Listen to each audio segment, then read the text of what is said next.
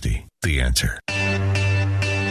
With the power of Tandem HR, you are in the fast lane on Main Street with Get Down to Business with Shalom Klein, the show for business and jobs. Now, the champion of networking, the advocate of jobs, the guru of business, your host, Shalom Klein. We are all about small business, jobs, and entrepreneurship and business. We talk a lot about business here. You're on with Get Down to Business, and I'm your host, Shalom Klein. Remember, you can always get on my website, shalomklein.com. That's where you can download podcasts from this show. Find out who's going to be on next week on the show that's all about small business, jobs, and entrepreneurship. While you're there, don't forget to follow me on Twitter, at Shalom Klein. Get Down to Business is powered by our good friends at Tandem HR, your solutions center. You can find them at tandemhr.com or give them a call, 630-928-0510. We've got a great lineup of guests that and a lot of information, lots of tips, advice for the business community this week. Don't want to miss a minute of it. Chicago, don't touch that dial. First up on the program, I've got Brad Cole from the Illinois Municipal League. And municipalities are trying to work together to drive more efficiencies that would maintain the health of local governments that are crucial to Illinois economy. Brad, welcome to the program. Thank you very much. Absolutely. So you're working with mayors across the state and calling for some necessary solutions that, frankly, can't be deferred any longer. Tell us a little bit about some of the initiatives that you're working with small and large communities across our great state of Illinois on. Well, right. The issues that we deal with here at the Illinois Municipal League do range for the small towns to the big cities. And what we're trying to do is lay out an agenda of some ambitious programs that are really common sense to try to help local governments so that they can ease off on local business and provide services and programs for their residents, the taxpayers of their cities and the state. And we have a number of legislative proposals that we put out there to try to allow more flexibility at the local level, give local government and local elected officials a chance to try to support their communities. And these are things that mayors have been advocating for years. And, of course, we've got a awful budget impasse in Springfield, which isn't helping things. But these are issues and priorities that really affect all of us. We all live in the communities represented by mayors that are members of the Illinois Municipal League. So what are the priorities of the Moving Cities Forward agenda and coalition? Well, we have a number of things, and these are not just solely beneficial for local government. In many cases, they do impact small business and large businesses, and the issues along those lines are reforming some structural issues with public pensions, which of course puts the financial burden on the taxpayer and local businesses, but also addressing arbitration reform, which deals with contracts that local governments enter into, prevailing wage, which is an impact on particularly small projects that local governments are wanting to do around their communities for infrastructure repairs or even general maintenance like landscaping, and workers' compensation reforms. So these are things that we've been talking about for many years, and the business community has been talking about, especially workers' compensation reforms, for a long time. Also eliminating the seemingly endless unfunded mandates that are put on local governments. And I think the biggest thing that we try to explain to people at the Illinois Municipal League is that when state government pushes something down to the local government, it's still the same person paying the bill. It's the citizen, the taxpayer, that has to pay the bill. Maybe the bill doesn't go to the state, but the bill goes to the local government, and somebody has to pay it. Absolutely. And you're right that the business community, along with local government, have been talking about workers' compensation reform. And I know that the governor has been talking about workers' compensation reform as well. But it's time to get these things to the finish line. And it's great to see a group of mayors getting together to advocate for this. But something that's been spoken about a lot is the local revenue sources. And right now, state government has a little bit, perhaps too much control, a little bit too much involvement in the fund distribution. And at a time of a budget impasse like we have here in Illinois, it's time for a major policy reform. Tell us how that would benefit local communities across the state of Illinois.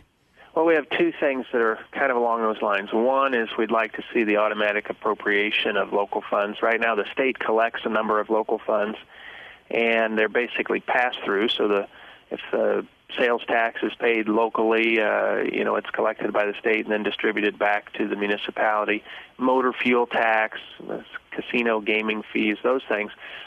So the first of the two is that we'd like to see those local funds be automatically appropriated back to the local government. Just last year, in this current fiscal year, but at the end of 2015, the state held those resources for 6-7 months before they were released, and that has a serious and negative impact on the local communities because they can't provide for what those dollars go to. And in most cases, that's public safety. Could be keeping the roads clear if, in storm and bad weather. It could be any number of things, and also keeping the 911 dispatch centers open. So the first is that we'd like to see the automatic appropriation of those local funds so that they don't get holed up if there is a problem at the state. And that's what we have with this impasse right now. Our money just goes into a hole and it sits there until they decide to release it. Now, they did release it in December, and so we're happy about that, but we shouldn't have to fight for it every year. The second issue is an expansion of home rule eligibility, and home rule is allowed for communities over 25,000 in population, or if they adopt it by referendum. And we'd like to see that population threshold reduced to 5,000. That's where the state has said a lot of other things kick in for a community. And so let's look at putting a question on the ballot, let people decide if the home rule eligibility should be lowered from 25,000 to 5,000. That allows a community to do a lot of additional things.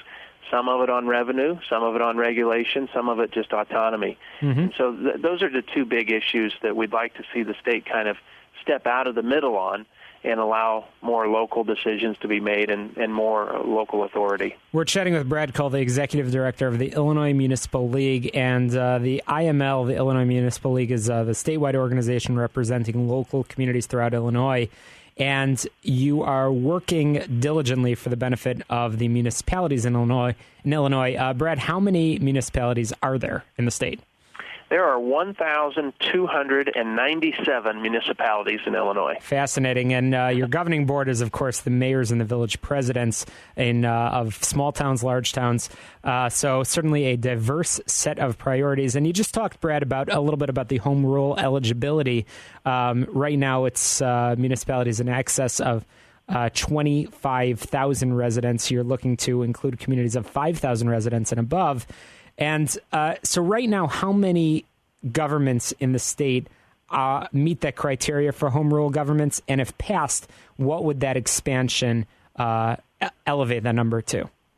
Sure. So out of the 1,297 communities in Illinois, there are 211 that are currently home rule.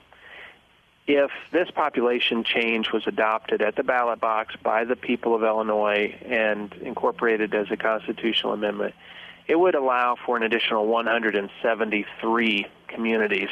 And that's the number of communities that are in the range between 5,000 and 25,000 that could automatically become home rule. So some of those current communities adopted a referendum, and some of them are very small, but they adopted the referendum to be home rule on their own. But we're looking at less than 400 of the total number of communities in the state that would be eligible. And like I said, the state of Illinois has already said that at 5,000 population, cities have to do certain additional things that other communities don't. And so we're just using their number as a starting point. And this allows more local decisions to be made by the people that are in constant contact with their residents. So when you see the alderman or the mayor walking up and down the street or at the dry cleaners or the grocery store, you can have your direct input to them and the decisions they're making. And we think those are decisions that are better made at the local level than at the state level in the General Assembly. Well, when we look at the current situation of the state, again, state legislators, elected officials are seemingly having trouble getting jobs to the finish line, getting projects to the finish line, while local government mayors across the state of Illinois are making decisions, as you said, that are directly impacting the lives of the residents, and they're certainly more closely in touch with those needs. So, Brad Cole, Executive Director of the Illinois Municipal League, we appreciate you coming on. Running out of time, but how can our listeners find out more about the Moving Cities Forward initiative and learn a little bit more about the IML? Well, first of all, thanks for the opportunity to be on here and talk about some of these issues. And, people should be concerned about what we're dealing with. We represent the communities represent the residents. If they go to our website, which is iml.org, they can access our legislative agenda, the Moving Cities Forward, any number of levels of information about the things that we provide on our legislative and legal services to local units of government. Fantastic. Well, Brad, thanks again for joining us. We'll be sure to follow these issues carefully. Get Down to Business is brought to you in part by Everett Wealth Solutions, a registered investment advisor and financial planning firm, a fiduciary advisor that helps you create your personal financial wealth. Call them 708-771-7777. More tips, advice after the break. You're listening to Get Down to Business.